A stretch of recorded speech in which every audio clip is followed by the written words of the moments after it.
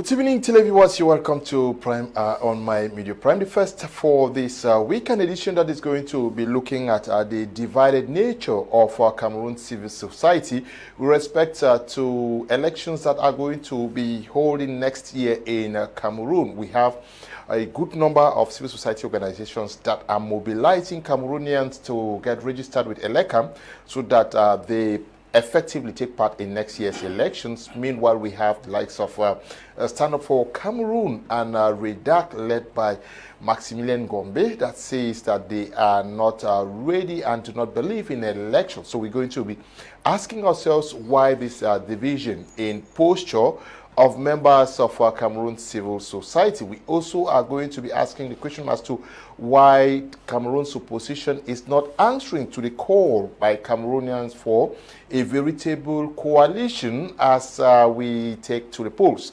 next year. We are discussing these two topics with our panelists. Two of them are in the studio. While we await one, Dr. Ako John Ako is in the house with us. He is a member of Cameroon civil society and also a lecturer with some universities in Cameroon.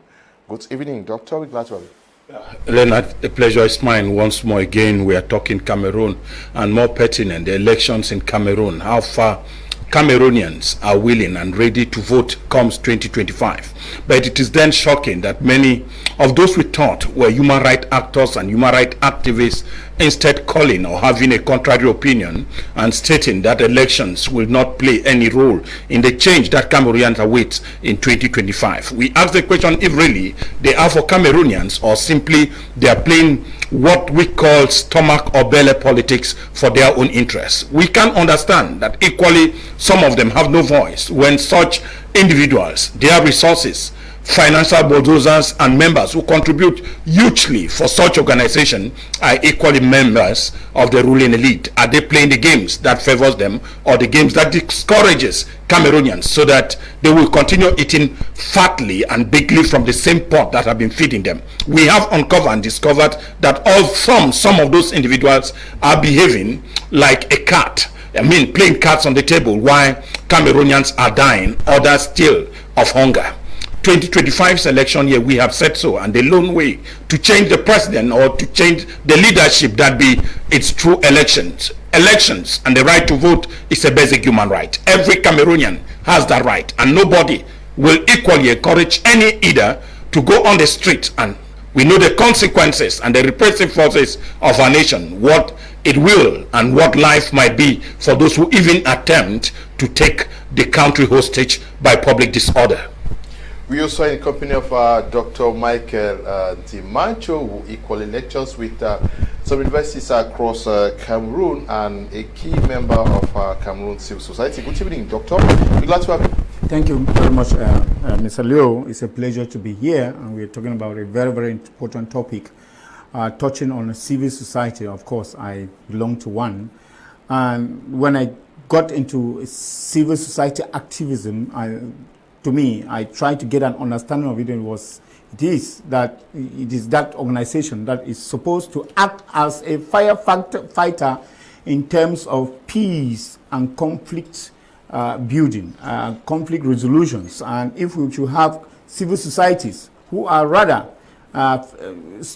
flaming, the anger in people rather than seeking for solutions, especially when it comes to matters of elections, then we're beginning to think that these are organizations that want to cause rather a civil war than to bring peace in the country. And therefore, most often, we are realizing that as time is drawing near, we are getting much more distraction from people. And we are beginning to ask, what this distraction, from which quarters is it coming? Who is actually beating the drum in the bush? Because at the time we thought that respected civil society should be able to come together and play that role of a referee amongst politicians, political parties. It is rather the time that they are stirring a storm in the teacup and causing a lot of untold people beginning to think what holds in 2025. I think that we are here to call a clarion, to make a clarion call and blow the whistle to say that civil society activists should take their position and be peace builders rather than troublemakers. Thank you very much for inviting me. Yes, I'll start with you, Doctor. Now, we are talking about civil society organizations that say we don't believe in elections. And curiously, these are human rights civil society that are there to defend the basic human rights. Is it not the right of citizens to engage in, to decide whether they want to vote or not to vote? And when you say you don't believe in elections, how else do you want to move the democratic process forward? Before I get into that question, let us put it in perspective, Mr. Lo. What is a civil society organization? Many people have to get out to understand what civil society organization is all about. I mean, I can give an example. A church is a civil society. A Njangi house is a civil society. A community meeting is a civil society. My village development association is a civil society. I mean, it's a group of people who have come together, non-governmental, in style and function and form and content, who have decided that they are going to be an eye-opener, be like, an advisor to the rule of law, to the government. And one of the things that the civil society stands to do is to be a peacemaker, to be that organization that, looks at the loopholes of politics and politicians, and they are able to give an advice. Civil society, in effect, is not supposed to confuse between its role of a peacemaker and a political activism. And what we are seeing in recent days is that some civil societies have become very powerful in such a way they have gotten a lot of sponsorship until they are being suffocated with this sponsorship, and they are beginning money begin to sometimes make you begin to think that you should take the leadership position, and they are now being confused whether they are civil society organizations or they are political parties. And I see that there's a lot of confusion here, because civil society organization per se is supposed to be that organization that actually brings in, appeases, where we think that there will be conflicts. And if we should have some respectful and respectable civil CSOs in Cameroon, who at this point in time that we thought we were supposed to be able to bring, to play the role of bringing together the political parties and to preach that, development, democracy should come from the ballot box. I think that this is one of the rules that the civil society, because if it doesn't come from ballot box, where else will it come? Your guess will be right as mine. If it doesn't come from the ballot box, if change doesn't come from the ballot box, means that the change will come through the barrel of the gun. Are they saying that they want change to come through an uprising or through the barrel of the gun? Because if they discourage massive voter registration, if they discourage voting, they discourage elections, then it means that on the other side, they are encouraging citizens to go into the streets and take the law by their hands. And I think that this is out of their calling. The calling of a civil society is actually to look ahead, to strategize, and to be able to bring citizens to reasoning to what will bring about peace in the country rather than what will bring turbulence in the country. But what we are seeing in the recent days is that the civil societies, organizations, most of them are being confused whether they are political activists or already civil society activists, because they are feeding fat, and it appears that there is somebody who is sponsoring them and making them feel that they are already so powerful in such a way that they can now rise up and abandon their role as peacemakers and then take up the role of activism. And if they want to take up the role of activism, it is still their normal right to maybe transform their civil society organization to political parties. And that I will understand, because I understand that if SDF, the president of SDF, the president of MRC gets up and says, okay, we are not for election because of this, because of that, because I will understand, because it's a political party and they know that they are going for election, and they are, when there are irregularities, they shout, they cry foul. But a civil society organization is supposed to main ranks, is supposed to bring peace, is supposed to appease, and is supposed to advise. And when they say this, that they do not believe in elections, and they do not give any advice or any principles or call us to the rule of, the law of is guiding election, to be able to make us know that this is what we are supposed to do. In that case, now we see that they are going out of a calling. Civil society should advise us. Civil society should lead the citizen. Civil society should be able to main rank. Civil society should not cause any conflict or any mental trauma in citizens to think that there is something that people are supposed to gain through conflict or through the gun. So I think we need to call back, we need to get back and remind people of their role, which they are fast forgetting. Now, Dr. Ako, John Ako, what should be the role of civil society with respect to political education? Yeah, most often, when you look at the definition of civil society, people always will tell you that they are guys who are political, meaning they have no interest in politics. Somewhere also, they are looked upon as a sub-bridge, a bridge between government and the common man. If you are between the government and the common man, you link the two. You are not fighting for your interests. In one part, they make a lot of criticisms on the government to amend governance so as to strengthen the position and the needs of the common man.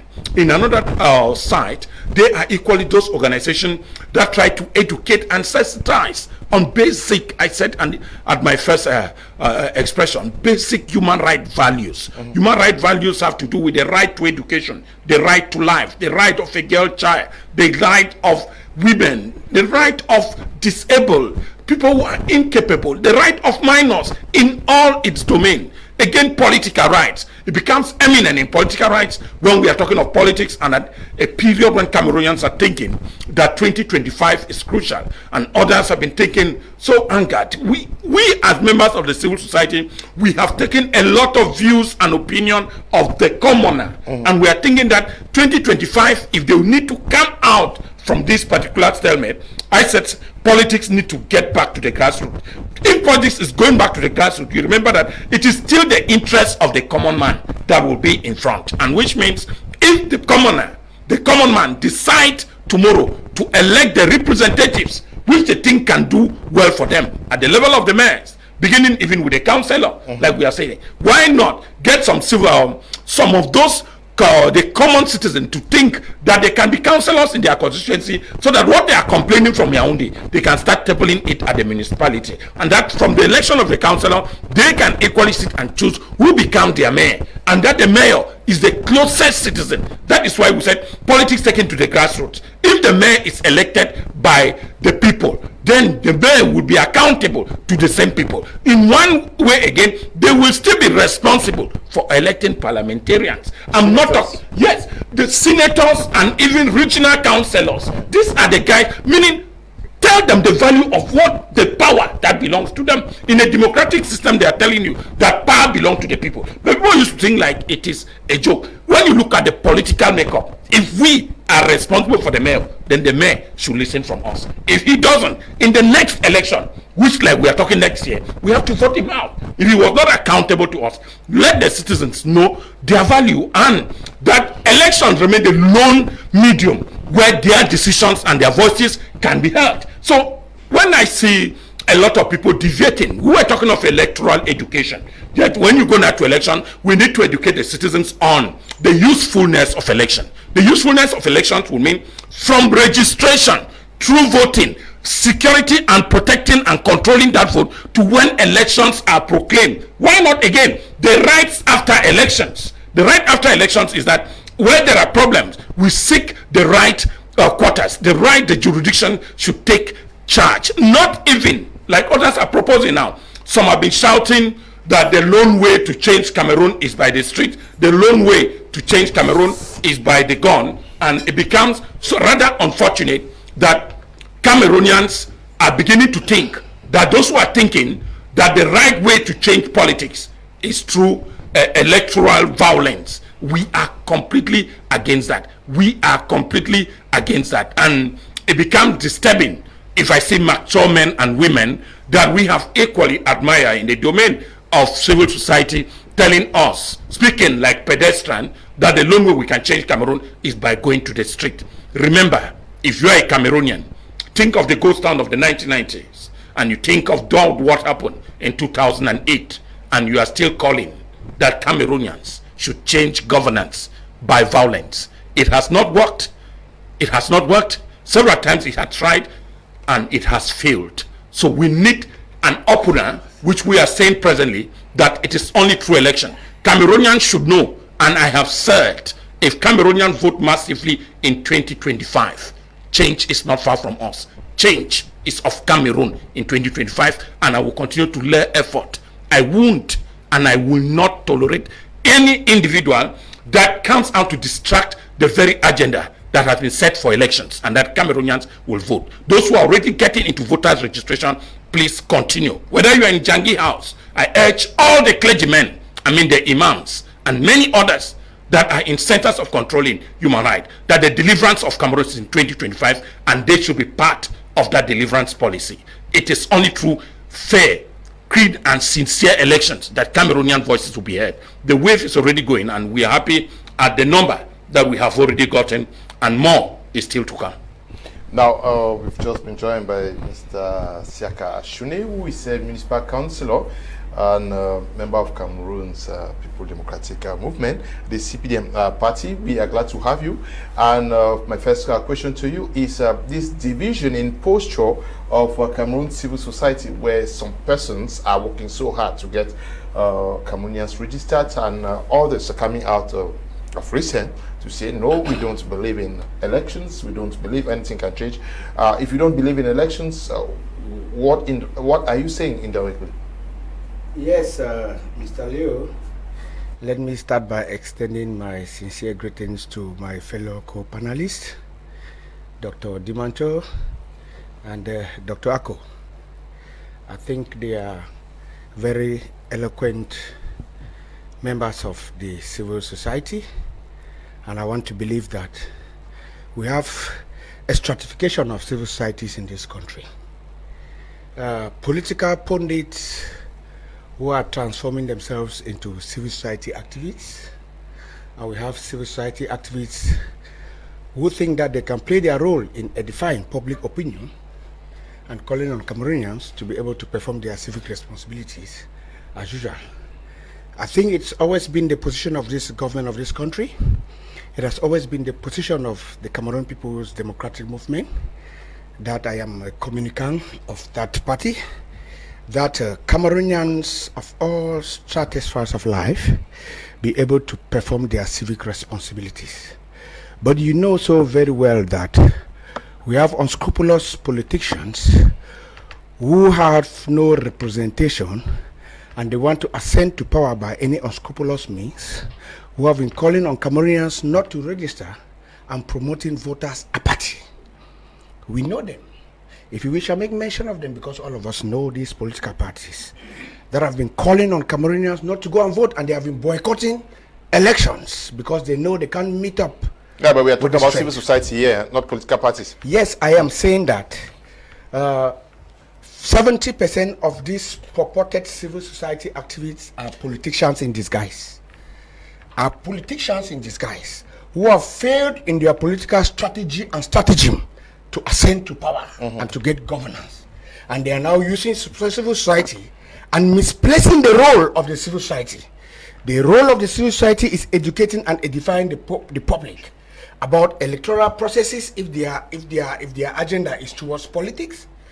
But you will be flabbergasted to hear that a purported civil society comes out in Mondo Vision to tell Cameroonians that you can never win through the ballot box because the institutions are set by the governing party, that's the CPDM, and so you can never win in any elections. But what I want to appreciate today is that part of that civil society, those who are reasonable enough, they are now appreciating the institutions of the government set by the Cameroon People's Democratic Movement, whereby we have over 7 million Cameroonians who have already registered to vote, and we are projecting about 15 million by 2025, and that voting in this country has always been free and fair and transparent, and that with the efforts of this particular block of civil society, we can work together to make Cameroon a better place come 2025. Yes, Dr. Ndimancho. Now, the timing, why do we get some members of the civil society coming out now to say we don't believe in elections? Why now? Yeah, it is, and that is why I said there is someone drumming, playing the drum somewhere not far from the bush, and it will appear as if some of these civil societies are working hand in hand with some radical political parties who are not for elections. And of course, what you see what is happening, because it is not at the verge of election that you find civil society who are actually supposed to be an eye-opener, policy formulators, and those who are supposed to be in educating the masses on what is coming next year, 2025, at the nick of time. They are rather the one who are causing the confusion in the masses and bringing masses to doubt actually what is going to happen next year. So you understand that some of these civil society are eating unjustly, or are eating from where they are not supposed to, because now you understand that they are having sponsorship from quarters, and it will be, that sponsorship will be curtailed if they organize free and fair elections in Cameroon. So you find that some civil society eat because of disorder in the country, and once there is order, they do not have the necessary sponsorship that they are supposed to have, because we do not understand. You have civil societies that have been quiet on issues, and first of all, when we even talk about civil society organization, they are supposed to be specific in their civil activism, because it's not because you are a civil society that you are an expert in everything that happens in a country. You have civil societies that are on education, you have civil society organizations that are on environment, you have civil society that are on culture, you have civil society on different spheres. But when you think that because you have eaten so fat, you have been sponsored, and you feel that, there is somebody who is drumming you to destabilize, let me use that word, then you feel that you can now be an expert in every other field that is happening in the country, especially if I think that issue that concerns elections, no matter the stand or the objectives of a civil society organization, I think that one of the issues, I listened to Monsignor Kleda on his audio the other day, where he said, you see, the country is in peril, the country is in disorder, the country is in need of good leadership, because the country needs the resources of to be shared equally, and the people are suffering. And therefore, if the civil society understands the suffering that people are going through, and knowing that this can only be salvaged through the ballot box, and then at the edge of election, they are calling people and talking about how they feel that election is not going to be fair and fair, and they think the election will not salvage the people from the problem. What else are they proposing? Because I was expecting to hear what they are proposing. I remember there is an opposition party leader, I will call her name, Akawala, who said in 2028 that election is of no use in Cameroon, that the best way to take over this country is to march to Yaoundé and seize the thing from Pobia. And today, she is among the civil society organization. You should know where she's coming from. So civil society that is confusing between the rule of a politician and the rule of a peacemaker is supposed to be doubtful. We are at the verge of getting into election next year, and we are having political parties who are in disarray.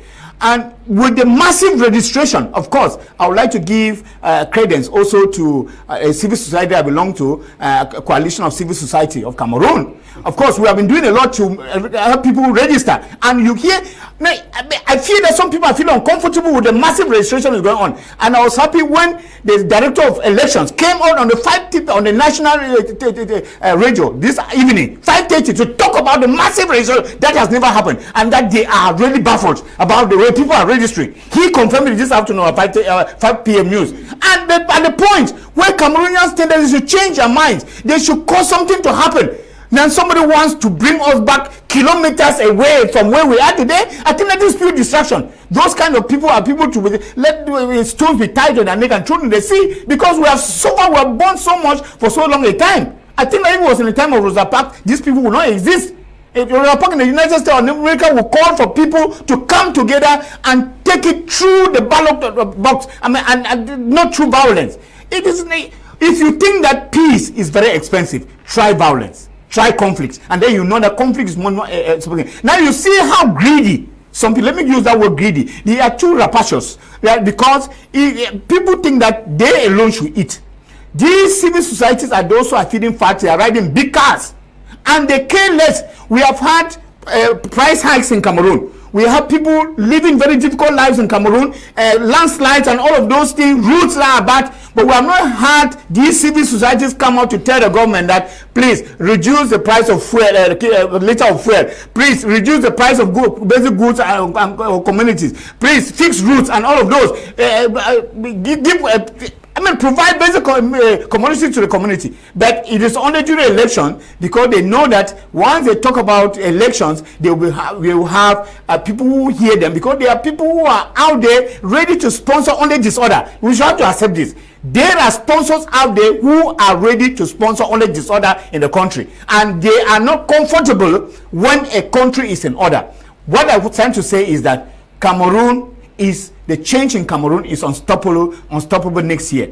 The CPDM has been doing quite a lot to cheat and whatever, but I think that this time around with the massive registration, if they were cheating 1 million votes, I think that they will not cheat 5 million votes this time around, because we are going to get there. 2025, I think all the civil society, the advice we will be giving them now is that they should join the train, because if they continue this way, the masses will rise against them, because there's always the time. I think that this is the time for Cameroon. The time of unstoppable change has come, and let nobody come and distract us. We should not be walking our ridges and going, and somebody is coming behind and trying to planting our ground, and somebody will come and removing the grains and eating. That will not happen. That distraction must stop. Now, is the civil society also copying what the political parties are doing? Because Cameroonians have clamored for the opposition to come together. They have never agreed. Today we see it with the civil society, which has for a very long time been claiming to be fighting for the people in one voice. Today they are not talking under one canopy. Very true. We said Cameroonians, there is no impossibility in Cameroon. Yeah, before I continue, I want to tell Mr. Shuneh that the CPDM party has not been winning elections freely and sincerely, as he said in his opening. And Cameroonians should know that sincerely in 1992, elections were seriously stolen, and that the fallen hero, Nijon Fundi, still have that pride that he won that particular election. And many other electoral maneuvers, from municipal elections to parliamentary elections, have always been problematic with the CPDM party. That since the New Deal, for more than 42 years, electoral commissions have been unable to count votes, and votes have always been having problems. You can judge that through the number of petitions that have been made through our various courts, and that has been others. Elections have been annulled in many instances. Yes, a lot of Cameroonians, when you look at the civil society pyramid in Cameroon and the diversity, is that at times they feel like not taking the opposite, the end of where others are going. And so it's for their opinion to be heard, they need to come out in a negative option. I remember that Redac, we have tried to get in contact with the promoter of Redac, Maximilian. She has been one of those people we have equally admired. We have done a lot of few things together, but it's what's surprising that this time around she said elections cannot change anything. It is sad in the sense that in defending rights of people, one of those rights is election. Why are they changing their motive now? Have they let us know that some of their sponsors might cut off their resources if they don't stand against registration of elections? And if people who are wise, who are taking others there, are now instead helping to divide us, because the coalition of civil society in Cameroon, I have announced this is more than 6 months, that our doors are open, and that we need fellow civil society for us to carry out a common and a single voice. And at the same time, you find others who are trying to distract the initiative. And what I'm happy now is that Cameroonians are wise, that even yesterday on Sunday, in some of the places that we were supposed to meet, hundreds and thousands came to register on a Sunday day. And if Cameroonians can come out on a Sunday to find a lekam where they can register, it is interesting. It is interesting in that those voices that are coming from the bushes, like Ndimancho said, that the drummers are not surely beating it well, and that our own voices are going to be louder and louder. So the division among Cameroon is normal, because even in your own family, there is division. Some children are against the father against, but then we should not be eye openers or people who are setting the agenda to be the one to distracting the public. When you look at the quarters from where these calls are coming from, isn't it surprising that it is not just some simple, but the key persons who have positioned themselves in Cameroon as civil society leaders are the ones who say we don't believe in elections. Yeah, Mr. Leonard, I'm telling you that from my position, since I started working some few things these days, there is nothing that is going to surprise me. I know very well that some people will come not to be in line with that. And so when I see such heads started coming, my intention and my mind now is to talk to them directly and try to find out what are their motivations. But we need to drive a common message. At the point where you are, don't you think that your opinion is a distraction? So we need to come back to that. And like we're talking, let me just conclude. Okay. If we get on with this character, what is the credibility of what they have been doing? Is it now openly telling Cameroonians that the option does not favor them, or those who sponsor them are not comfortable with the option, so they should carry on the message that they are not okay, so that the person sponsoring should know that elections or whatsoever cannot change Cameroon? And so why have we been crying for change? Some of them have been arrested, some of them have mostly at times been brutalized. Does it mean that all this was a scheme or a movie? Maybe one of the Nollywood movies they put to distract Cameroonians that they are for Cameroonians. It is the time the less privileged are calling for the civil society. And we said 2018 was another year, and that this is the time we think the civil society needs to step forward. You know, really it's the first time that we see civil society trying to give electoral education, voters education, sensitizing. It is the first time. And then you find others who think they should come on the same platform are instead distracting. Then we believe. To Madame Kawala, it is also disturbing, because he knows the errors the party made in 1992 for not participating in election, and how it cost, and he has cost that party his downfall up to today. She should not be the one propagating public violence. From Martin Luther to Muammar Gandhi. She did not call for violence. She said she by wants peaceful transition. No, she wants peaceful transition, but she's telling us I cannot come to the ballot box. What peaceful transition? We must first start by respecting. Cambodians should peacefully come out. Yeah. Is it visible? When we talk of non-violence and civil disobedience, ask us to stay in our homes, whether it will change. So that is not the means. If you move out, I'm telling you that one of the rules of the law in those who do public administration is that force must always be used to bring order. And you know, the type of force in Cameroon is not the one that is always reciprocated from the military. The type of officers we have in Cameroon, they destroy first before thinking what has happened. And I can imagine when the MRC just intention to march, some people are still in prison. When the CPDM, the SDF, members of the SDF wanted to march for the Electoral Code, you knew what happened. We have colleagues that were injured in that incident. So what are you thinking? That you're going to take, yes, political power is not gained on a platter of gold, but let's use the institutions that have been. Okay. Yes, we are going to push forward a lot. Now we have asked Cameroonians, simply go and register. Where we are going to move on in the next level, there are a lot of things. We cannot expose them now. Okay. Sikum Cynthia says I'm watching from Tole. Kecha Greg says I'm watching from Tico.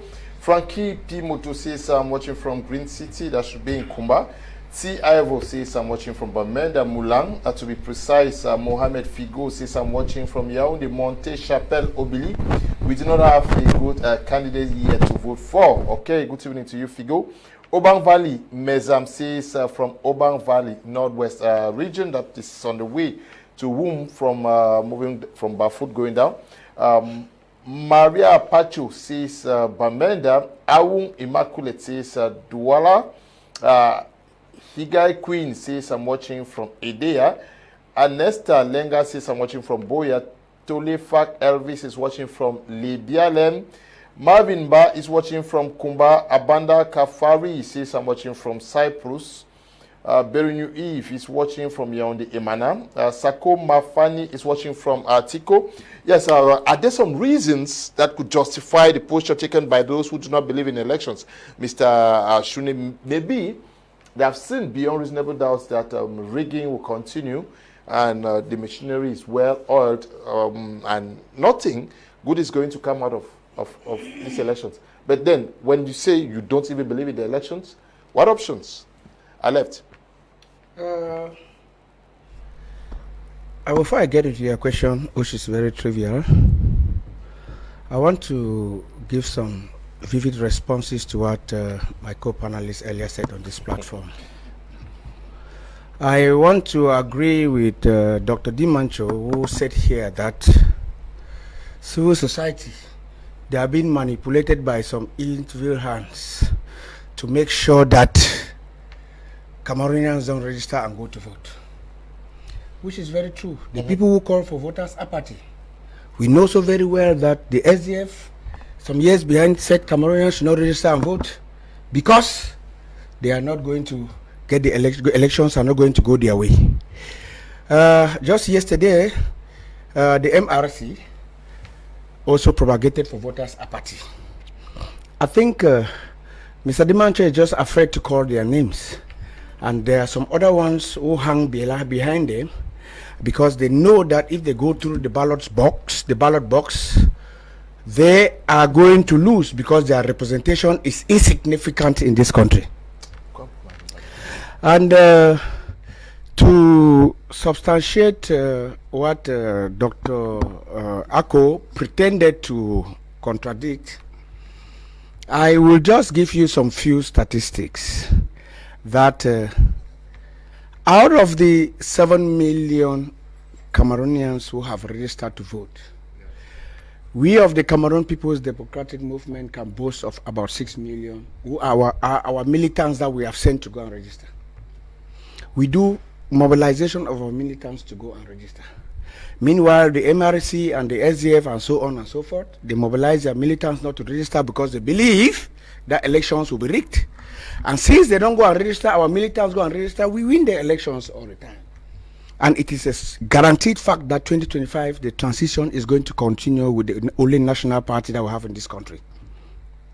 To buttress my point, leadership starts from local elections. And let me tell you that out of the 180 parliamentarians that we have in this country, the SDF has never succeeded to put in 60 parliamentarians in any parliamentary elections. The only political party in the opposition that has managed to reach 70 is the UNDP. How can you govern where you don't have a national representation? In this case, the only way they think they can use to get to power is to use this means that unorthodox civil society members who are hidden politicians are using by calling on Cameroonians not to register and vote and to go on the streets. Just get these statistics. I will be very brief. That let me allow the fact that the CPDM has 94 senators, we have 162 parliamentarians. Okay, I'm answering your question. I'm bringing the points to land on your question. Just consider the fact that the CPDM has 17,553 subsections, cells. We have 120 members in every bureau. At the end of the day, only the ESCO members, the executive members of CPDM militants in their sections, subsections, and committee de base, we make 4,222,000 militants. We are not adding their family members attached to it. We are not adding sympathizers to them. We are not adding political parties from the opposition who have joined the presidential majority. This gives you a clear statistics of the cacophony that Dr. Ako was saying, that we have been rigging elections in the country. Only our militants, if our militants vote, we are sure to have 6 million votes before talking of sympathizers and Cameroonians that we convinced to join. Yes, coming back to your question, I want to say that obviously it is very clear, Mr. Leo, that he who pays the piper dictates the tune. And those people who are calling for voters apathy in this country are the people instrumentalizing the purported civil society organizations to brainwash Cameroonians not to register and vote. But I want to let you know that now Cameroonians have come of age. I don't want to believe every civil society is part of that voters apathy call. Some have good conscience, and I think the number one person and personality in this country who has always called on Cameroonians to respect their civic role and responsibility, which is voting in elections, is no other person but His Excellency Paul Biya, head of state and the president of the Cameroon People's Democratic Movement, in whom in whose clairvoyance we trust, and that is why in the CPDM we have been calling on Cameroonians to go and register and vote. It is left on all those other political parties who think that they can get power through the bullet or by getting into streets and destabilizing the government of this country, that Cameroon is a state of law, and anybody who attempts that will going to face the wrath of the law.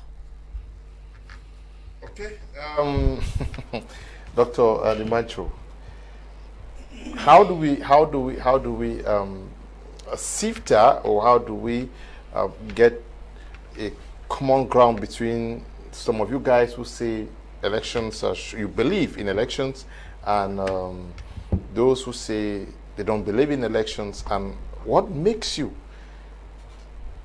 motivates you and others to believe so much in the possibility for elections to bring either the change or maintain the current party that is in power? I think that we in Cameroon, especially as Anglophones, we have had a test of what conflict can bring. We have had a Northwest-Southwest conflict that everybody is testimony of the kind of ravage, the kind of dishonor, the kind of untold suffering it has brought to the people. And if you go by the way people have suffered during this conflict, any rightful thinking person will know that the pain is the highest bullet that one can ever use. And many countries have used the pain to get to where they are. Those who have tried to use the gun have always gone and fallen short way. And that is why we think that the pain is perennial and the gun is ephemeral. The pain goes further than the gun. And going by what the suffering that we have gone through, I think it can only be good faith for me as an individual and somebody who is humane and who lives the value of live and let live. That is a purely African value, African cultural value. Live and let live. Meaning that what? In as much as you are enjoying, in as much as you are alive, you can only be complete if another person is alive. That is what I think. Because anybody who advocates for violence, because most of these people advocating for violence, when it starts tomorrow, you don't see them. Most of them have double nationalities. Most of them have foreign passports. That immediately you start, you find them rocking, the airport is jam full, and they are even hiring a private jet to fly out of the country to go, and they are listening, they are calling to hear how far they have gone with the war. And it is only then, at the end of the war, whether there's a remnant or not, that is when they come back now to re-establish. So we have learned through the years to know the tactics of some of these people. Look at what is happening in the Anglophone region, where those who even command those to kill, harm, slaughter are not even living on ground. Then from there, if we are going from that studies, then you understand that any rightful thinking person will think that the best way to have peace is through the ballot box. And those who are refusing or who are having that kind of a premonition that the ballot box will not bring them what they want are those who are not yet schooled. Because I think that these people, this civil society should be educated enough to school other people to know that election that is coming next year is not just about the presidency. That the most important election in a nation is legislative and municipal. It's not even presidential. Because I will stand right to tell them that put even Barack Obama at A2G today, he will fail. Because the base is not there. We need to get the people not only to vote because they want to change the president, but because we want to correct and build from the base, from the grassroots. Because if the down is shallow, then the up cannot be anything to go by. And that is why I think that this civil society organization, if they were in touch with the grassroots, because I realize most of them are in town. They live in they leave town and get from abroad here. And then when they need reports, they call people in areas in the villages to send them report through the phone. They do not get to these places to know exactly how people live and how they feel. And therefore, being in touch with the coalition of civil society, we have been in touch with the hinterlands. We have been in touch with the poorest of the poor of the Cameroon.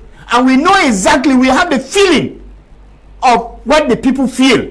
And therefore, through our survey, through our investigation, through our previous contact with these people, we have realized that the best way to have peace that is sustainable in Cameroon is through the ballot box.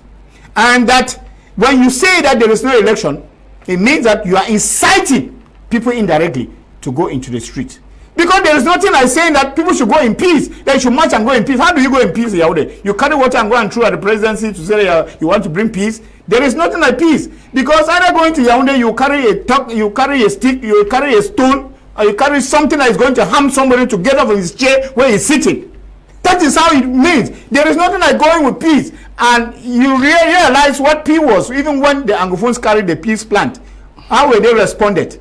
They were responded with something pointing at you. And I think this is what we have to avoid.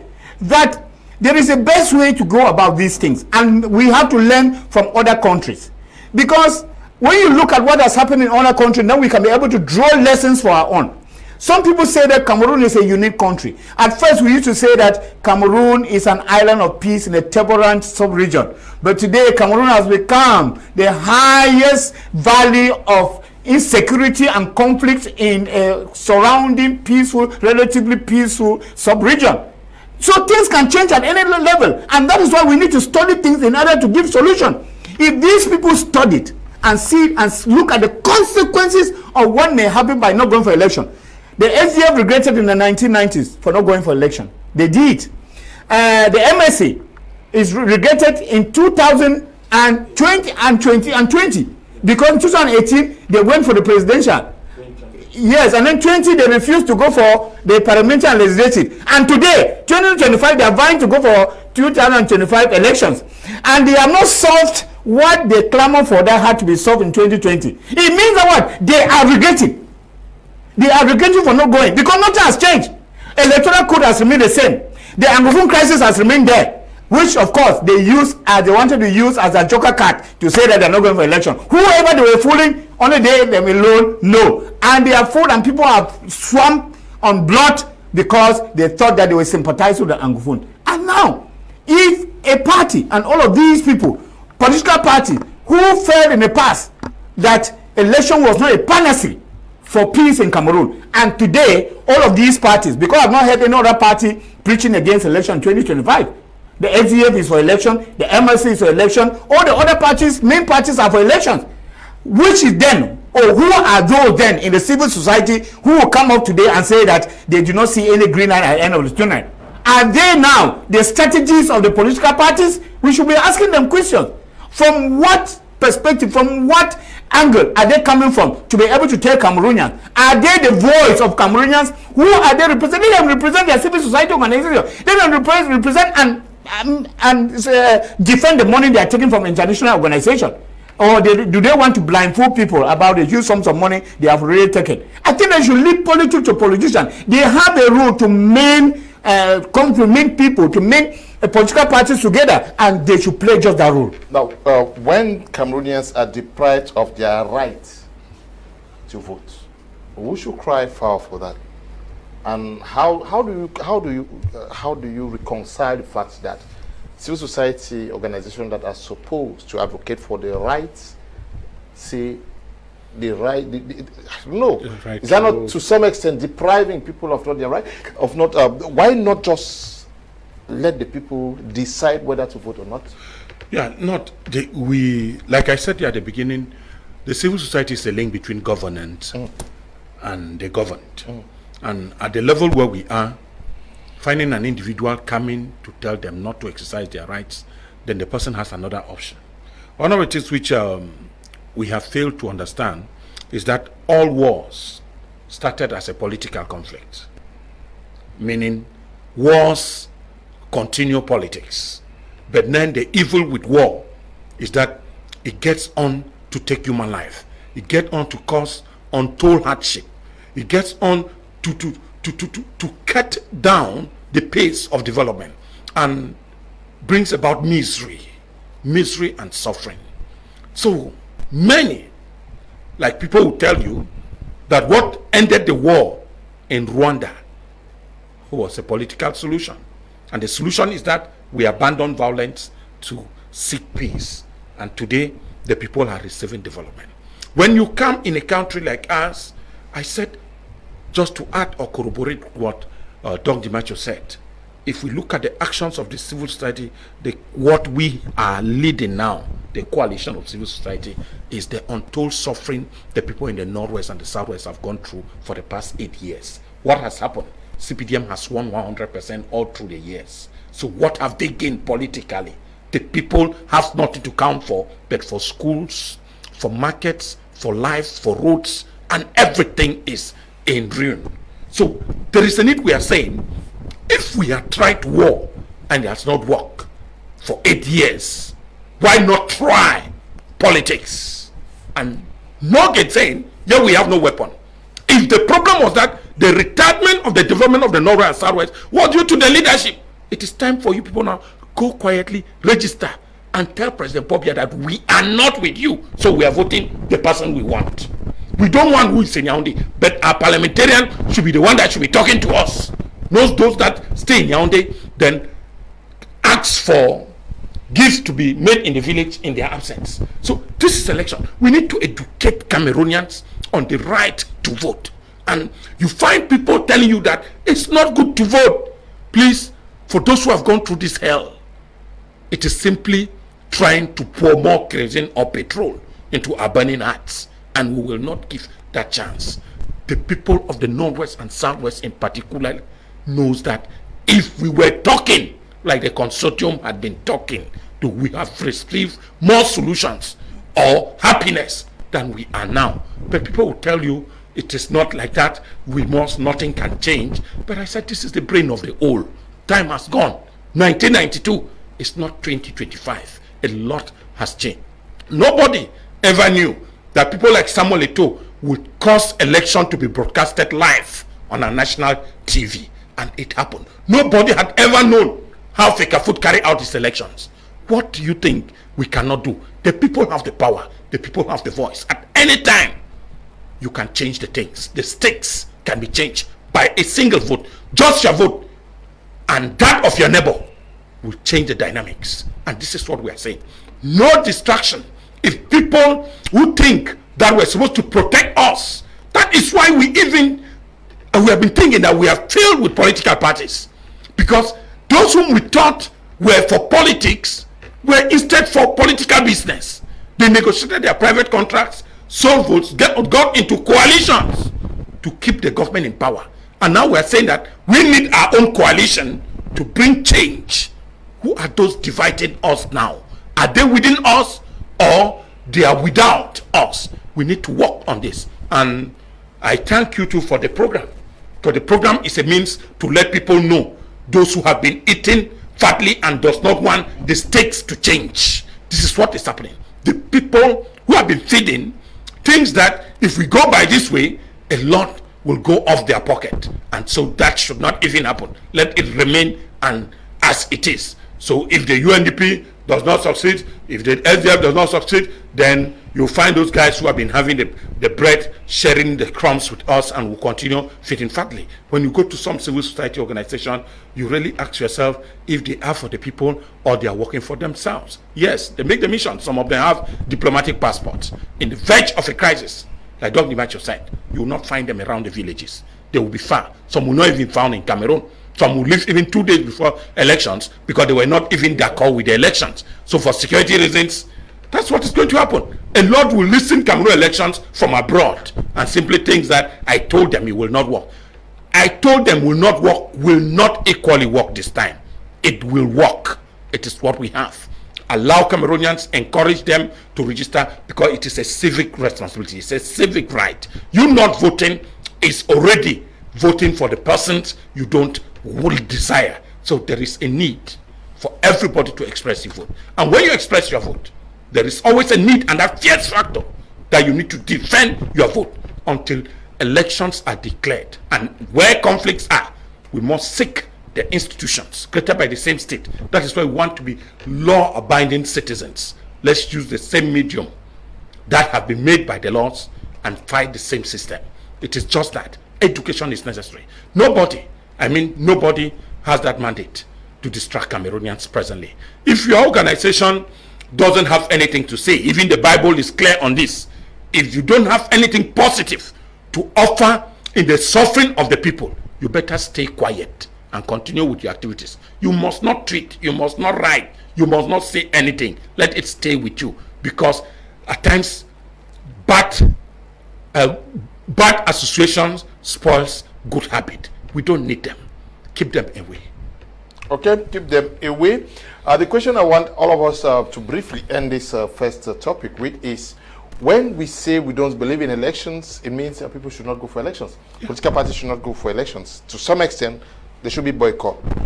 When you say, okay, we don't believe in elections, are we not giving, rolling out a red carpet for the CPDM to stay on in power and almost win everything? Yeah, but we boycott. What does it even change? Yeah, I just wanted to answer because we will link with him. He gave me a series of statistics linked to that. So he said they have about, of the 7 million that have registered, 6 million are rightly CPDM militants. And that, adding all together their families plus subsection president, they have about 4 million votes. What he has failed to equally inform Cameroonians is if President Paul Biya has ever won an election with 4 million votes. And also what has happened with their own very party members who have equally refused to vote. You should not forget that within the same party, there are still militants of the CPDM that are equally clamoring to vote the leaders of the opposite party. So if the elections have to be, I intend that CPDM should not go already on a scale, telling us that 6 million registered voters are of the CPDM. It's already a process of rigging. And we have to denounce that with Mr. Shuneh, that we are not here for figures what each party has registered. When people register by your action does not mean that they will necessarily vote your party. And so the election day, we should allow Cameroonians. We need to know that there are 15 million registered Cameroonians, and on that day, they are free to vote any political party, including him.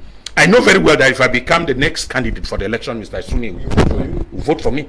That one I know. And so he should not be talking as if he will be controlling the minds of each and every Cameroonian on the day of elections. Yes, Mr. Shuneh, I stay with my question. When you say we don't believe in elections, what does it change?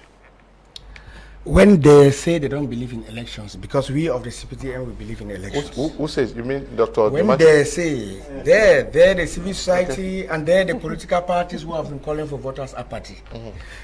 No, without the exception of some civil society organizations. The coalition of civil society. Change is relative. We can always change from better to worse. And I want to add my voice to that of His Excellency Paul Biya, the head of state, to call on all Cameroonians to go and register and vote and prove to the national and international community that we have advanced democracy in this country. Yes, when they say that we should not go and vote, it means that they are not capable to have to substantiate their political intentions through the ballot box, which is the only instrument to measure elections in any democracy.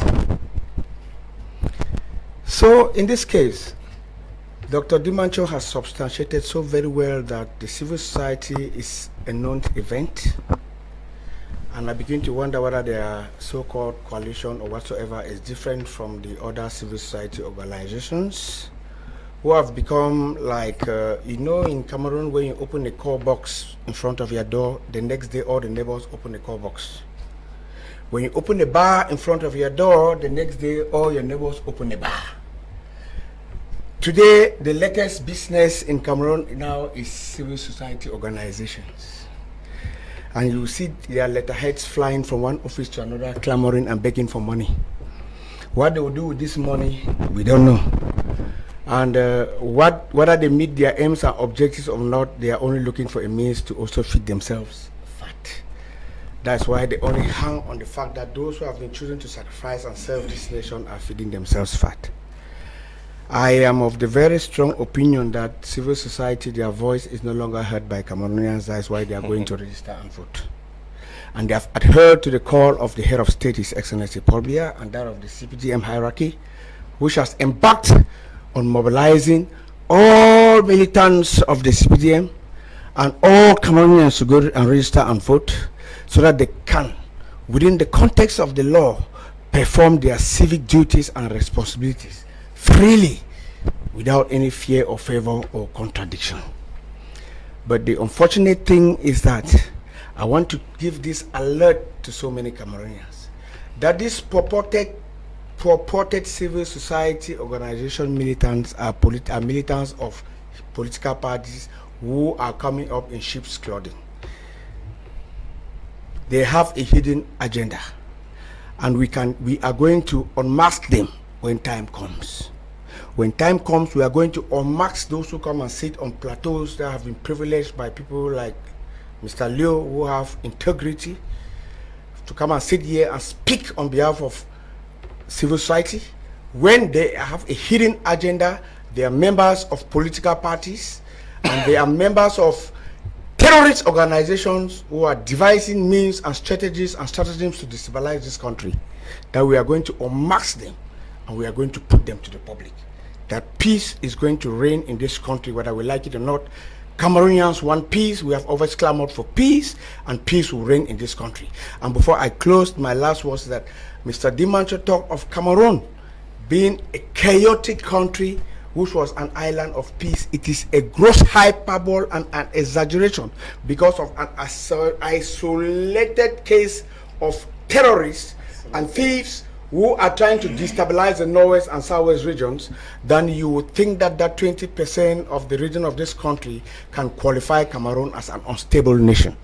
Cameroon is stable, peaceful, and government of this country has instituted the Grand National Dialogue on all the channels of peace to make sure that peace, tranquility, and unity returns to the peace-loving people of the northwest and southwest regions who were instrumentalized by cohorts in the diaspora and some Cameroonians who share plateaus with us here, and today they are regretting their actions because we go on YouTube, we have videos of them who were calling for destabilization of the northwest and southern regions, and today they have transformed themselves to civil society leaders.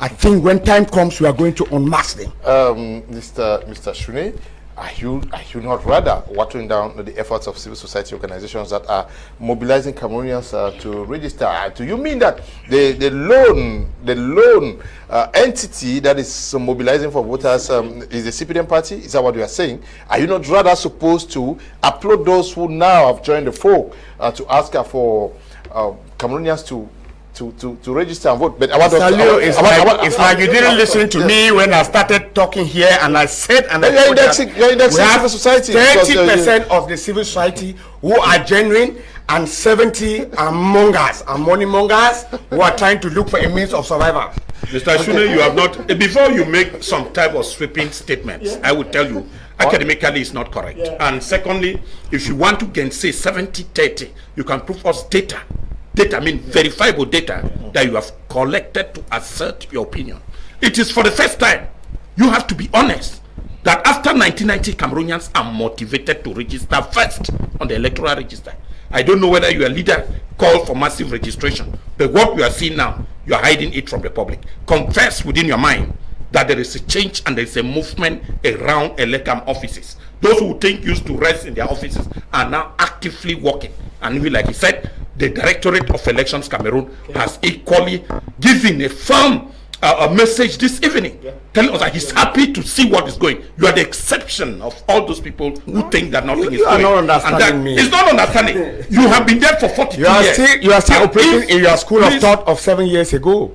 Please, what I'm telling you is that what you are saying now is a collective effort of most Cameroonians and mostly members of the civil society. One second, to say that I want to disprove the fact that I still maintain the fact that Cameroon is not only physically in conflict but psychologically in conflict. Everywhere. Because you are only thinking about the northwest and southwest. Are you forgetting about the Boko Haram in the north? The Seneca in the east? I mean, we are sporadic assassination. Are you forgetting the disorder? The urban disorder is going out of psychological political conflict that people are having. People are leaving their houses in the morning and don't know where they're going. Speak on the I have not seen that so this year civil society in the north.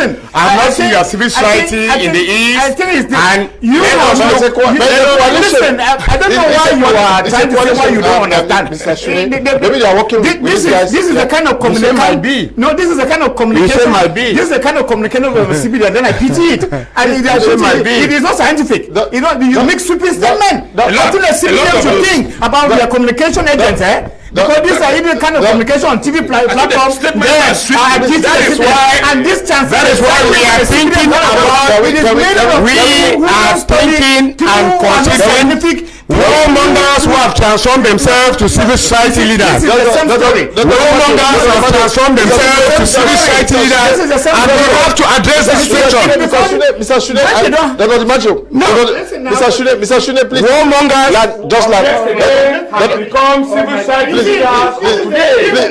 That is what you must not go with. The best way to distort a program is to say nothing and to keep on shouting on one warmongers from yesterday cannot transform themselves of civil society leaders today. Just to We cannot agree with that. As a panel, I think it is here, and this is how, and this is what is going down.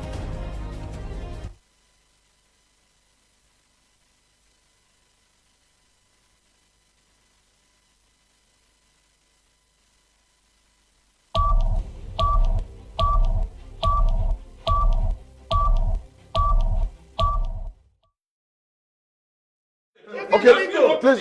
I say that. Dr. Ndimancho, no. Need to be civil society leaders. Bring your statistics that you have. Bring them out. Bring them. You don't need to download those things you have been saying. saying. What I'm saying is that you bring out what you are saying, because the statement is sweeping. I said, and you can defend it anyway. To download it on YouTube. You are not going on YouTube. Give your statistics. YouTube is not the only source of authority. I'm pretending to be civil society leaders of today. You cannot destabilize this country. We will not permit it. Please. Okay, we are moving straight to our second topic for tonight, and we pray that you guys remain civil. We are going to be looking at a veritable coalition in Cameroon. It's been over 3-4 years we've been talking about the need of a coalition, owing to the call made by Cameroonians. But next year we are moving for elections, and till date there is no real coalition. Can we understand why? We'll start with you, Dr. Ako. Yeah, I want to tell you that we might not say that there have been no coalition. I mean, a veritable coalition. A veritable coalition within the opposition, because the ruling party too have been having coalitions. Yes, you remember in 2018, there was the Grand Vin, there was equally the Grand Transcend, and many others lauding that the head of state should continue and that they are joining their militants. In 2018 still, opposition came out with a coalition, the Now Movement, combined with others behind MRC, and we saw what it has generated. An average Cameroonian, like we said, what Shuneh is expressing is egoistic and self-centered. And this is just the opinion of opposition leaders, including the ideas of the ruling party, that what it is and what is theirs should stay theirs, even when it is against the interest of the people of Cameroon. That is the constitution of the nation, that justice shall be rendered in the name of the people of Cameroon. But we have seen that there has been no justice in elections in Cameroon, because within a lot of those who come. Yes, if you don't know that there is electoral justice, you tell me that you are not aware. Or there's political justice, you tell me you are not aware. That coalition sincerely coming for the interests of the people is what we call social justice. If you are not aware, I will inform you that. So if we are coming for politics, if your interest is to win, if you are winning election, is it your private interest that primes or the interests of the people?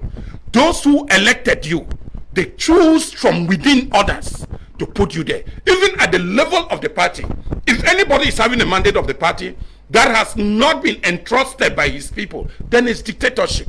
That is why we are saying that the opposition in Cameroon, there is a need for a veritable opposition, in the sense that the core oppositions in Cameroon, that people should throw away their individualism jacket and take the jacket of the people of Cameroon. That for the interest of Cameroonians, I want to quote, but not maybe publicizing, when I spoke with somebody like Maitre Agbombala, that is there anything that disturbed the MRC, the SDF, the Kawala, the BAP to just decide now that they create a new party where all of them become members and allow those their individual parties? I told him that it can never happen with Cameroon. That will be maybe a dream in the future. What are some of these problems? That one of which we have is that there are oppositions or the ruling party in opposition. That we have seen several times. Those who are giving us lessons, were giving us lessons yesterday that they are opposition. Today they are with the ruling party. They are members of the presidential majority. And so they are going to keep on ruling. That's some of the candidates vying to be as opposition party. Their caution for the presidential election were paid by members of the ruling party. How can you bite the finger that fits you? How can you go into an election to challenge the person that paid for your caution, if not for the fact that it is to divide and rule? And that is what the policy is. Yet the ruling party too has maintained a very high level of divide and rule Cameroonians. The number of political parties, remember, it is again shameful that in a democracy of about less than 30 million Cameroonians, there are close to 369 political parties. How many votes or are we really sitting to win elections? Is it possible that 369 parties are sincerely for politics or to gain political office, if not agents of propaganda for their own private interests? The reason we have seen with the disintegrated SDF, just a few days ago, we have seen the Social Democratic Face Front, and I don't know what it stands for, but these were key leaders within the opposition. A lot of that. Is there no way for the name of the Republic of Cameroon that lawmakers, if they are sincere, because yes, Mr. Shuneh had the majority in parliament, and then good laws are not made for Cameroonians, that streamlining the number of political parties in Cameroon, whosoever has an interest to create a party should join the existing one, and that the constitution should even stem out to even 4 or 5 parties, and this can serve us a lot of interest. If you consider that it is really for the interest of Cameroon, a lot of oppositions are really propaganda agents, and some even know they will never win elections. I mean, just to adjourn with the topic, we just discussed. Those who even go that there should be no voters registration are equally those who know that they will never even win a seat or even win a vote. So which means that there is a high level of political uncertainty in Cameroon because the plethora of oppositions are simply propaganda agents. Dr. Ndimancho, now you have been watching the opposition for so long. Cameroonians, even before the 2018 elections, have been clamoring for a veritable coalition, because we are talking about the opposition here. How do we understand the silence, the blind nature of the opposition to the core? Because when President Paul Biya says, I'm going for election, he says, I'm answering to the people's call. They want me to stand as candidate. The people's call to the opposition has been, we want a coalition. Why don't they also listen to that call? There's the first thing I would like to talk about is the issue of selfishness from the political leader themselves, where each and every leader wants to be the head of a coalition. You want to call other people, you are at the level of authority, and then all the other parties should be at a level of solidarity, which of course is discouraged. And I can give an example of what happened recently with the FCC of Ninche. You're calling people to come to a coalition and you're already saying this is the leader of the coalition. It doesn't happen like that. Because what is a coalition? Well, let's take it in perspective. A coalition, a group of political parties coming together for an objective. And when they come together for that objective, there are some stated terms that they put down. You don't lose your political party, you don't lose your objective, you don't lose your color, you don't lose your laws or what binds your party together, but you come together with what you have with some stated terms, and then you merge with another party for an objective. I mean that what this objective, once you attain it, you continue to function with your individual parties. Because some people think that they have the impression when you come in a coalition, maybe now you lose your own political party, and maybe tomorrow when you get power, then one person will now have to engulf all the party. It is not the issue. But now, the second issue I'm thinking about is, you are even talking about a coalition. A coalition with who? With which party? Because these are some of the things that matter. And the ruling party has always vehemently, they have always consistently make sure that the coalition don't make. I want to say this very blatantly. The ruling party, through the national president of the CPDM, they have always made sure that the coalition doesn't take place. Dr. Aku mentioned the case of the SDF. Who do you think is manipulating Shewa David? It is because they have seen this SDF coming on with steam, taking up steam once again, that they want to destabilize. Because for a coalition to be meaningful, those who come for that coalition must be having a backing. And what is the backing of a political party? Militancy. The militants are the backing. You not go and take a party that you only have the president and maybe the wife who are members of that party, and they are talking about a coalition. We have seen many of these parties who organize rallies, where even family members fail to attend the rallies and canopies are empty. Do you think that this party can be talking about coalition? Secondly, what do we mean by a coalition? A coalition should be something that should be take the national territory. Mr. Shuneh spoke here about the SDF not being able to present maybe 70 deputies in the national territory. But that is the point to go by. It means that what? Sometimes we go on chasing the shadow.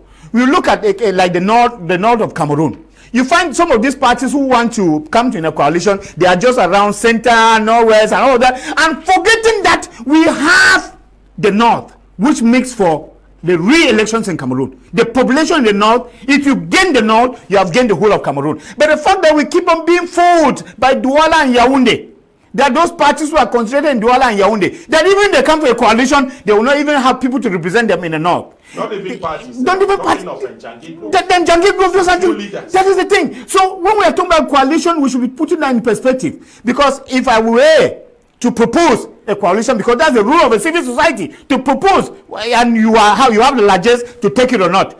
I will be thinking of SDF come together, President come together, MSC come together, the UNDP of the north come together, the UDC of Damundam Zoya in the west come here, the UPC of down Sawa or the come together. This is what we're talking about, a coalition. You don't talk about a coalition where you have to. It is written there, veritable coalition. That is the thing. So because we keep on talking about coalition, and we have 369 political parties that you have never heard any name of any party that's around. And you can say it's just that we talked about the G-Bank that Dr. Aku was mentioning. Who are those G-Banks? Do you even hear them? They only come back out to make noise. They only come and to give the credibility of election to the CPDM that they are political parties. Yeah, that's what happened. But why blame the CPDM when we know, if you say we want a coalition, we are creating an opposition party to take power, and you allow yourself to be corrupted by the CPDM? How do we explain that mature persons, you guys are here, are you telling me that the CPDM can now tell you, Dr. Ako, join me, take money, and you now blame the CPDM when you allow yourself to be... Just a second. Let him no, come. Just a second. Let him come. No, you come. No, I'm not saying anything. I'm not saying anything. I'm not saying anything concerning his party. I just want to give one a second about something. I mean, just permit me. I know, just 1 second, please. I just want to quote. I mean, because sometimes we see this is good to be scientific. I want to quote François Bayard in his L'État en Afrique, La politique du ventre. This is why most of you, even people like Shuneh who are here, he said, the ones that are out for political past. I want to say this clearly. I want to say this clearly. Who do you blame here? Doctor, Mr. Shuneh. How do we understand that opposition parties say, oh, we cannot form coalition because the CPDM is corrupting us, is bribing us? How do we understand this? Who do you blame? The opposition or the CPDM? Mr. Leo, I very well appreciate this your platform today because it is exposing the weaknesses of the purported opposition in this country. And Cameroonians are all listening and hearing them and know that they cannot bestow their trust in them. The CPDM is a very well organized political institution. As a matter of fact, we are a political machinery. The CPDM is represented in all the 365 subdivisions of this country. And since independence, the second coming in 1990, we have 27 subdivisions where the opposition has never ever put a candidate before elections. It means that the CPDM wins those 27 councils, parliamentarians up front before any elections. Politics is the power of propaganda and politics is the power of mobilization. That is the force of the Cameroon People's Democratic Movement, the CPDM. How do you expect people who have representations as substantiated and justified by Dr. Ndimancho here? They have representations only in Yaoundé and Douala and some of the political headquarters. And then they think that they can govern the nation. Those are just political puppets who are trying to make themselves known in the political field, and they have no agenda for the peace-loving people of this country. Egocentrism cannot let them go. Just look at, as they have all substantiated here, they have just justified to Cameroonians that come 2025, the leadership of the CPDM will continue, because as organized as His Excellency Paul Biya is national president of the CPDM has a 20 years agenda. As we are sitting here in 2024, we know what we are going to do in 2034. We know where the CPDM is going to be in 2044.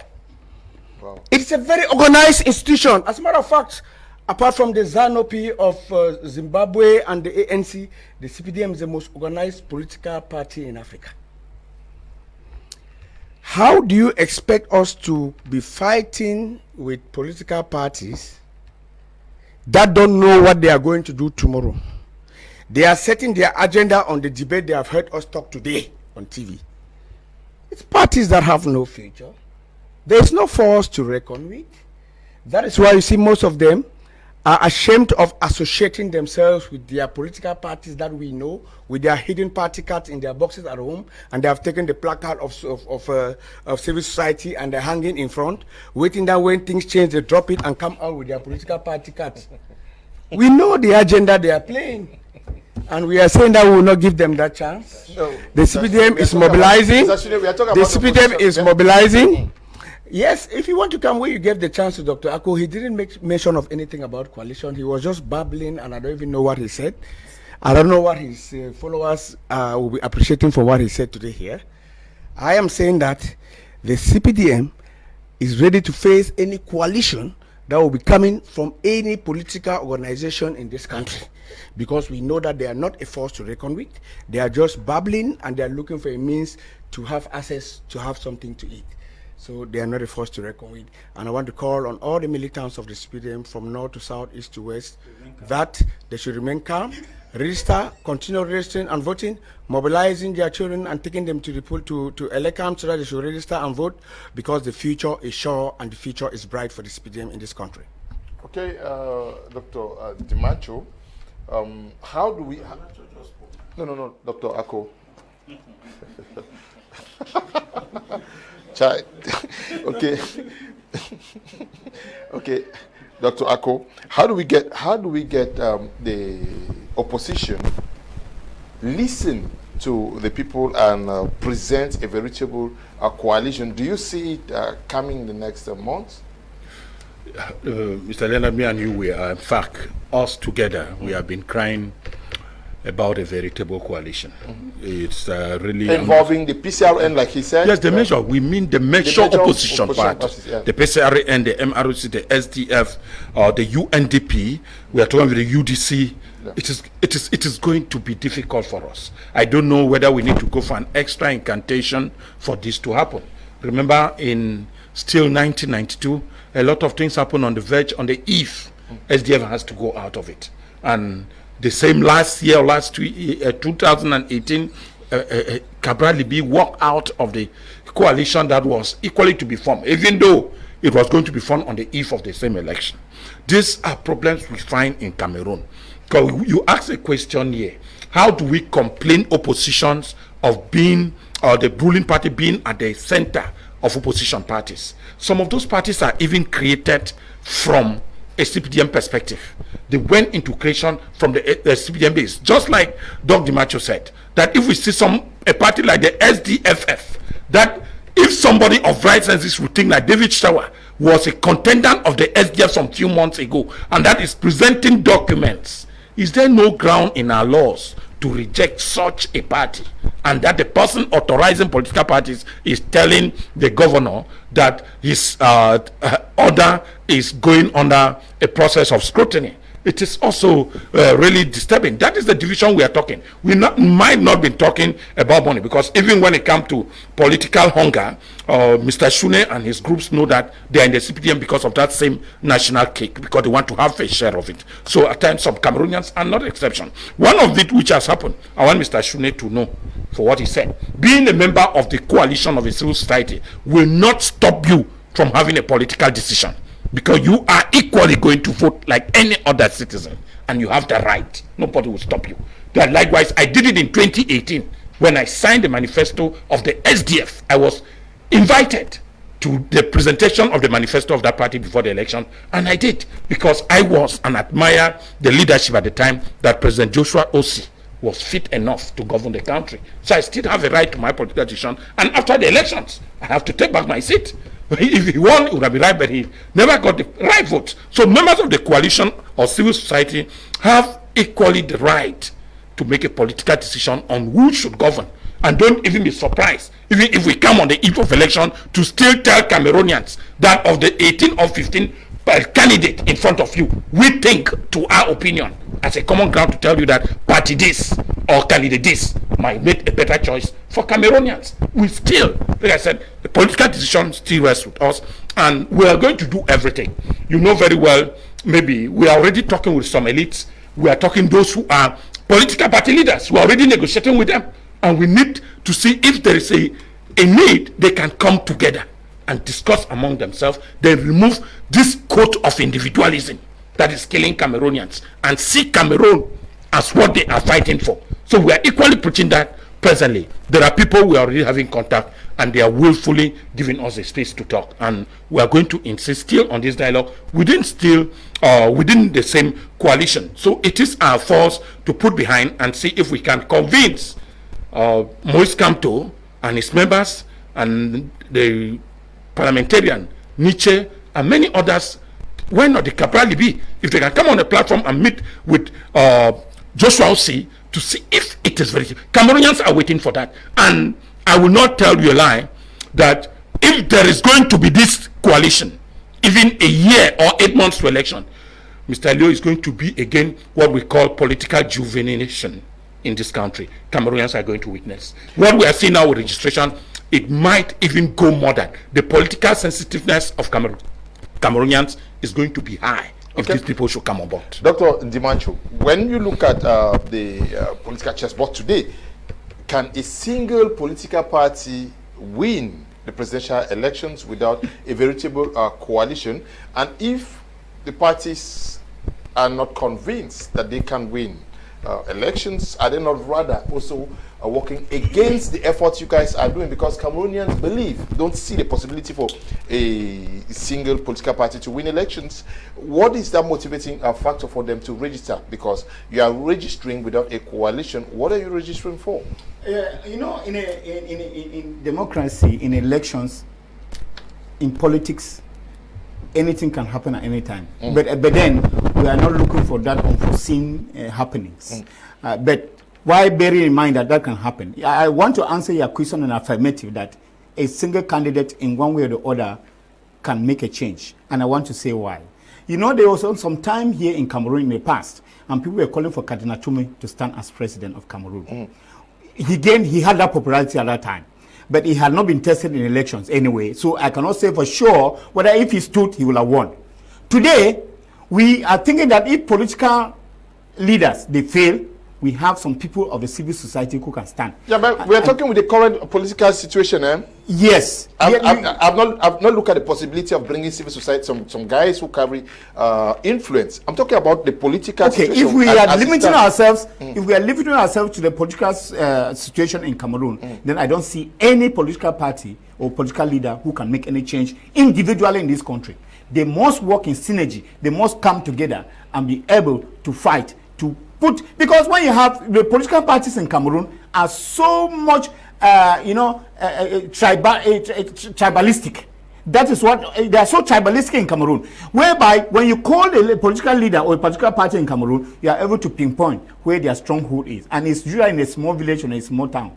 And meaning that out of that place, you don't have any following of that party. If you look at the SDF, SDF has a stronghold in the northwest. of course, which of course has even dwindled. If you look at the MRC, it has a stronghold in Bafang and some parts of the west. If you look at UDC, it has a stronghold in the Nun division. If you look at the UNGP, you are thinking about Adamawa. If you look at PSRN, you are thinking of time. You look at the UPC, you are thinking of maybe some small village here in Duala in the littoral region. So if you think of National Salvation Party of Isa Chiroma, you think of a small compound in a village somewhere in the north. So I think that when looking at all of these and gathering all this information about the party, you will see that there is no party really that can actually stand alone and win election in this Cameroon. And also knowing that it is very uncertain for the CPDM that if their champion, that is the only person that is feared in Cameroon, if he doesn't stand next year, know that the CPDM too is leaking. So what I'm saying is that we have known about the issue of tribalistic parties in Cameroon. That's why in 2018 they devised those terms, those derogatory terms of Tongtina and Sadina, because you understand that all of these were a way to fight among themselves.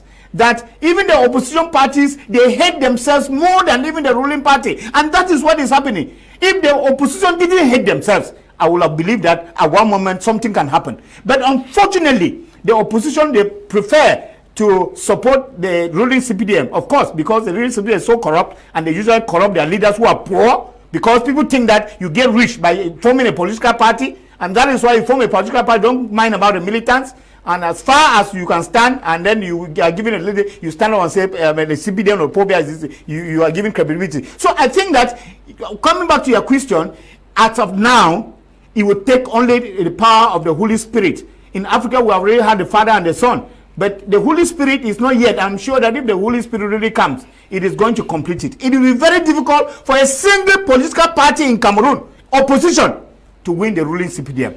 And that is what we are garnering for. That something can happen. Because I don't only look at the presidency. I look also at the legislative and the municipal. Meaning that what? All these parties, political parties who have their backings in their individual villages, towns, regions, let them get the municipal councils, they then get the legislative, the deputies, the parliamentarians from these areas. And that's why we are praying that the municipal and legislative elections should be called first. So that with this massive registration, if this opposition should gain even just about 120 parliamentarians, then they will be the game changers. And that is what will make for a change in this country. That will open the eyes of people and to know that the opposition can win some, the grassroots can win from the base, and it is a base, that base whereby it is a municipality, the councillors, you are a councillor, you are the one formulating the economic and social rules in your council, and that is what the people want. With that, I think that the opposition can go anywhere. But without that, by the gymnastics of Cameroon, I know the president, champion of Civic will just get out and say maybe the presidential election will come up before legislature and municipal. Because in Cameroon, nobody knows electoral law is very uncertain. It's only one person who decides on what happens. The CPDM should be working so hard and praying for the coalition not to hold.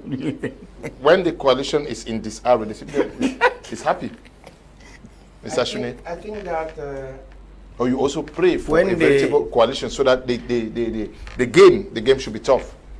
When the very ill-experienced opposition are doing copy and paste, they can make mistake to copy a biological question and go and paste it for a mathematical answer. They can copy a mathematical answer and go and paste it in front of a biological question. We very much agree that the learned coalition from the Cameroon People's Democratic Movement.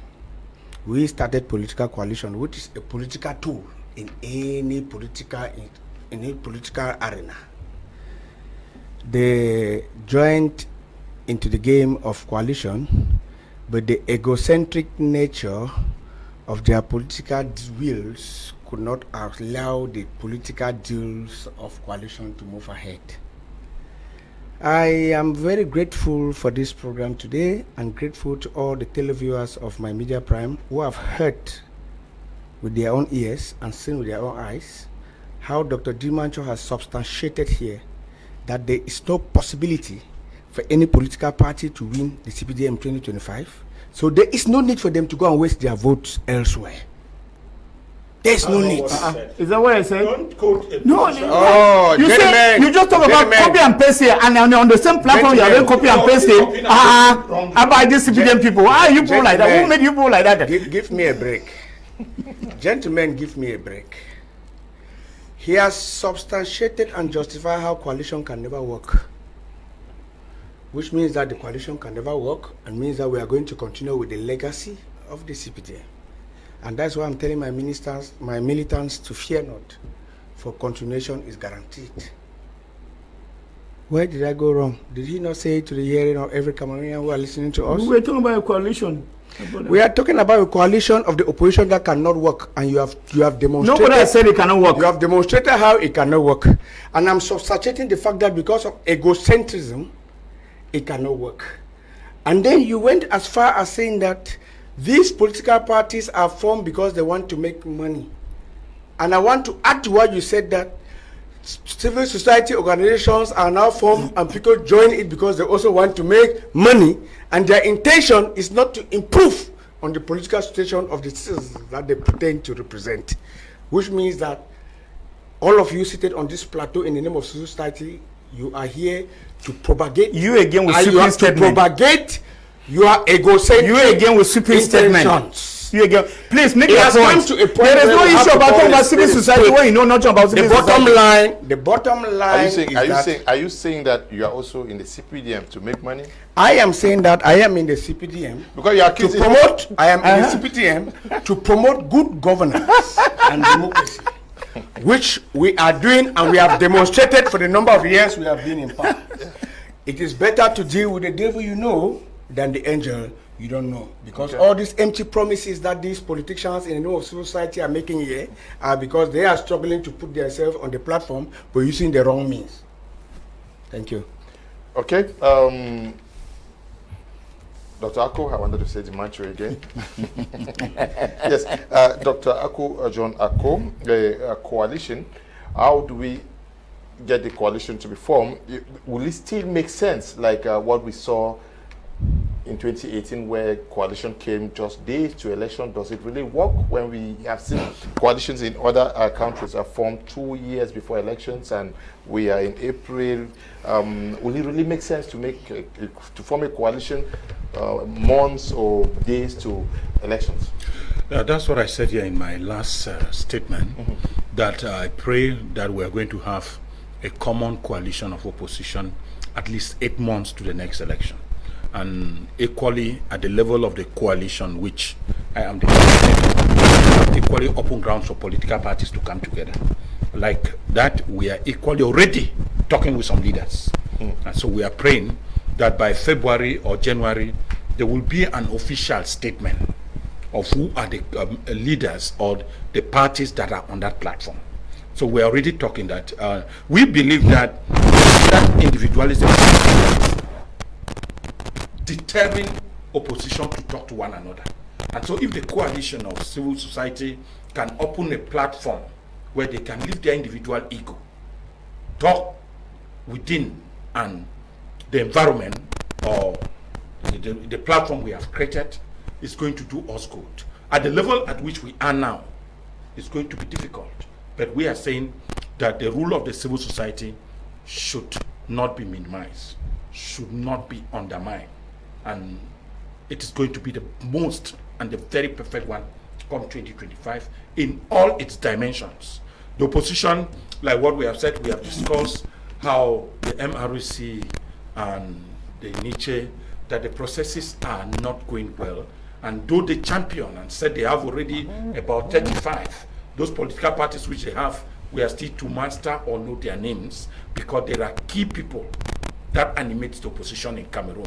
If there is going to be a coalition, I might be using the same platform to talk to Gabriel Libi. I don't know the tussle at PCRN and how far he might have resolved that to himself. We're calling to the MRC party that they are the people that makes up the opinion for 2025, the SDF of Joshua C, that there is a need for them to downplay that jacket of individualism and carry that coat of we are all Cameroonians, and that is change Cameroonians are yearning for.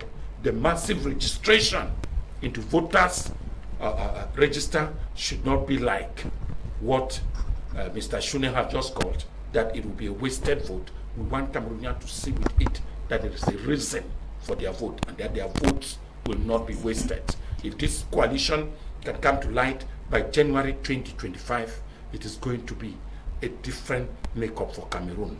Can Cameroonians think once that they can count on politicians? Because since 1992, Cameroonians have failed and thinking, let me say, are thinking that the opposition has failed them through the multiplicity of oppositions and disintegration and division among opposition themselves. There is a lot of problems. Can we even create a new political party that carries a new idea and a new slogan for the next Cameroon? We are going to declare the Third Republic in style and in hope, and that nation will be the nation built on milk and honey. So the coalition of civil society should equally have that duty to mediate, and why not assist to bring different egoistic tendency to a common ground where the interests of Cameroon will prime. Yeah, but Doctor, I don't know whether you take it or Dr. Ndimancho, the coalition for civil society organizations, you only seek a change from without the CPDM.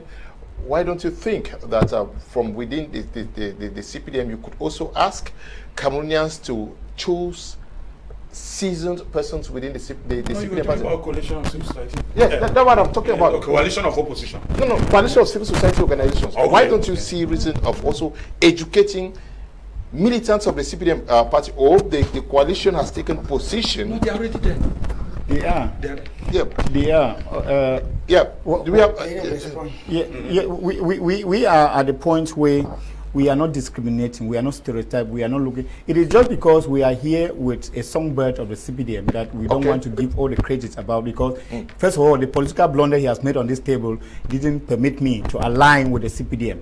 Because in the first place, when Mr. Shuneh will say that they registered 7 million in Cameroon and 6 million is from the CPDM, and Cameroon has never won, probably has never won an election with 4 million, then this is a big political blunder. Okay. So what I'm saying is that we are looking for... Let me cue.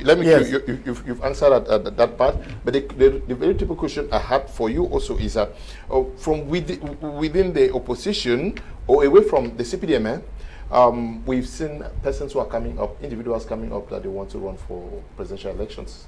I know 3 persons who are already declaring. How do we go beyond the existing political framework and getting individuals that could bring these opposition parties around them, but who are not leading political parties? How do we get persons who can pull the population? Like we saw Obi coming into the existing Labour Party, and then we saw the wave that.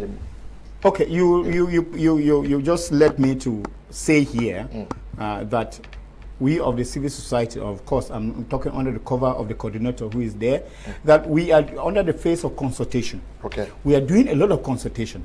And I remember there are a lot of people asking me, all of these consultation, this massive registration, people ask, who do you think is going to really lead this Cameroon? Because those are the questions we are receiving from the field. Who do you think? Tell us who is really going to lead this Cameroon. But I want to let Cameroonians to be calm that we are doing consultation.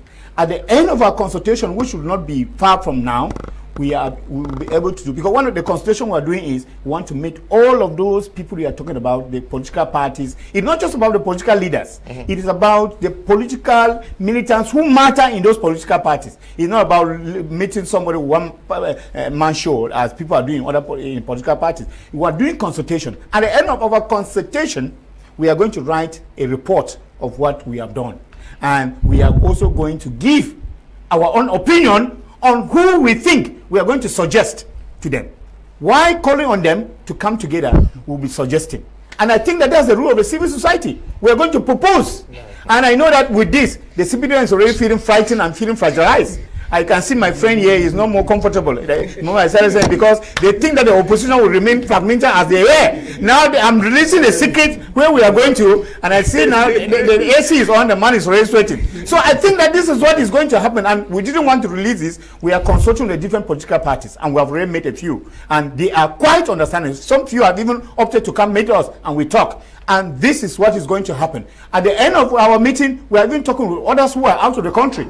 At the end of our meeting, we are going to now propose to them and say, okay, after our consultation and after making some polls and some survey and all of those, we have realized that we think that for the good of the opposition in Cameroon, it is good that we come to a consensus and we propose this person to be a leader. This is going to come in a few weeks.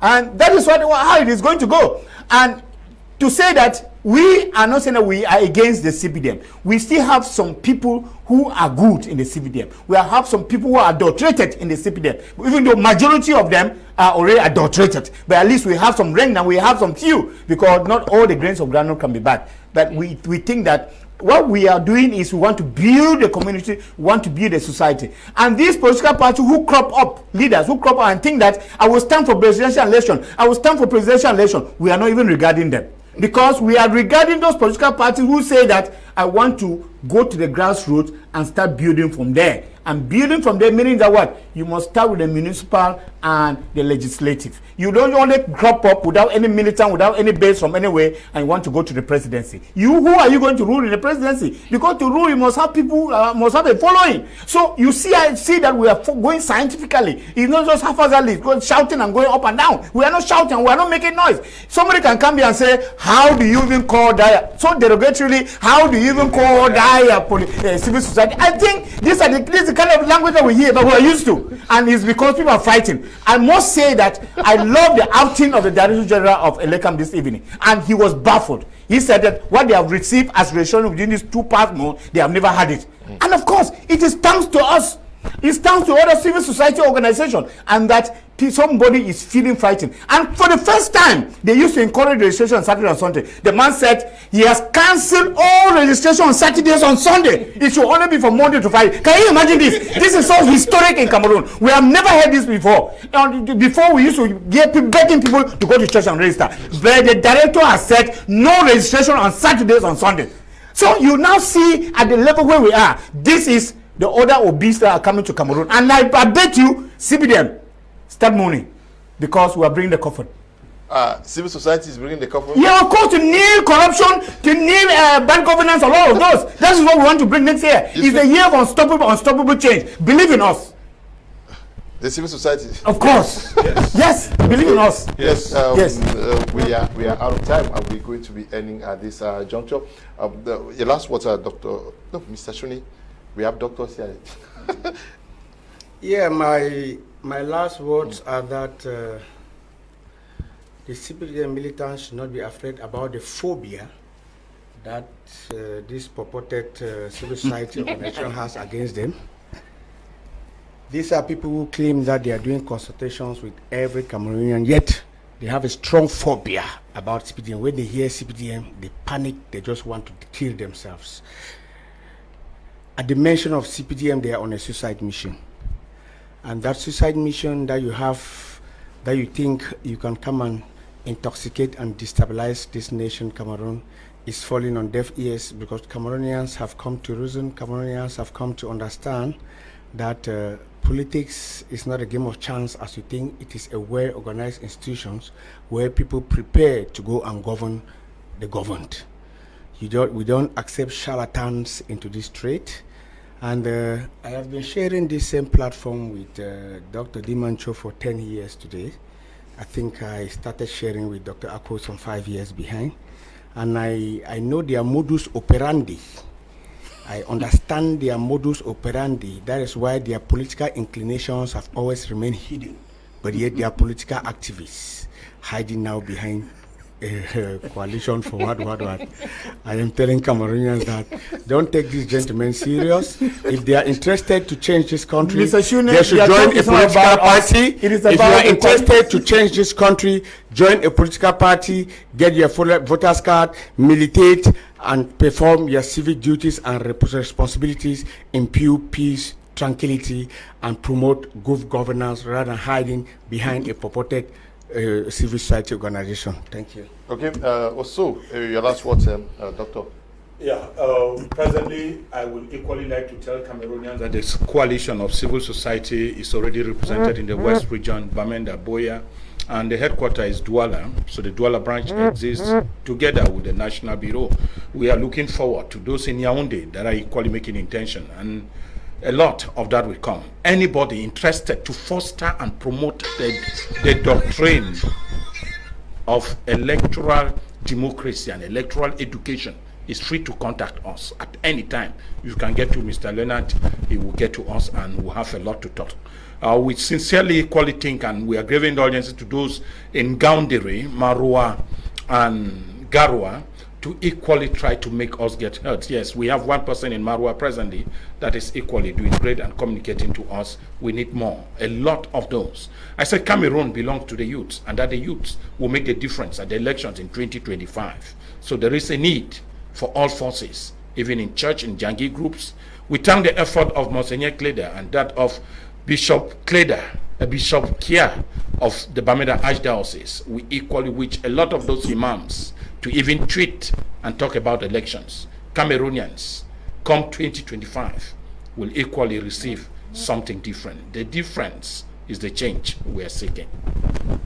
Okay, thank you for coming here, Doctor. Thanks so much, Mr. Leo. I must say that Cameroonians, if there is the first time, believe that this is the first time. If there is a way you want us to say it, please tell us that this is the way you want us to say it so that you can believe. Know that the year 2025, mark this year, the year of unstoppable change in Cameroon. Believe us, and we have never said this before. We have never been very active in this. Know that there is something that is boiling and in the sky, and you should believe in us. Saying that, Mr. Dio, permit me greet two people. I wish to greet Mr. Wanka Solomon Tawa of Bingo, who is a fervent viewer of this program. I also wish to greet Bofa Nkafon Ephraim, of course, the chief of my compound, who is receiving the medal, the labor medal in Douala on Thursday. I think that a traditional chief, of course, my media prime showed images of him when he was being enthroned. It is nice to know that a traditional chief too is at the service of the nation and will receive a medal here in Douala on Thursday. This is a good example. So greetings to you, both Anka from Ndimancho, for the good work that you are doing. We will all be there. I know Mr. Kum, Dr. Ako, and no colors, CPDM, Mr. Shuneh, we will all be together. Of course, you know there's nothing I can do. You are not there. Yeah, you remain my brother forever. Yeah. Okay. That is the spirit of this love. After this, we are going to meet, and the fights you saw on this platform will melt away after the program. We want to thank you all for watching. Thank you to the production team, Desmond, and everybody who worked for the success of this program. Thank you for watching and contributing. Stay blessed. Bye-bye.